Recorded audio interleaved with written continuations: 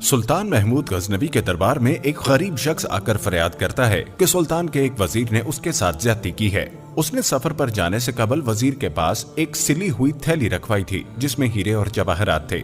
सफर से वापस आकर वो सिली हुई थैली वजीर से वापस लेकर जब खोली तो उसमें हीरे और जवाहरात की जगह खोटे सिक्के भरे हुए थे। सुल्तान ने किसान को तसल्ली दी और घर जाने को कहा। अगले दिन सुल्तान ने दरबार बर्खास्त करने से कबल खंजर लेकर अपने तख्त का गद्दा फाड़ डाला और 3 दिन के लिए दरबार बर्खास्त करके चला गया। सुल्तान के वुज़रा ने जब गद्दे की हालत देखी तो इस वजीर ने कहा कि वो एक ऐसे रफूगर को जानता है जो इसे बिल्कुल असल हालत में ले आएगा और सुल्तान को खबर तक न होगी। रफूगर ने गद्दे को सीकर बिल्कुल असल हालत में कर दिया। 3 दिन बाद सुल्तान ने वापस आकर जब गद्दे को देखा तो पूछा, इस गद्दे को ठीक किसने कराया है? वो उसे इनाम देना चाहता है। वजीर ने इनाम का लालच सुनकर फौरन उस रफूगर का बता दिया जिसने गद्दा ठीक किया था। रफूगर को बादशाह ने दरबार में हाजिर किया। दरबार में वजीर के सामने बादशाह ने वो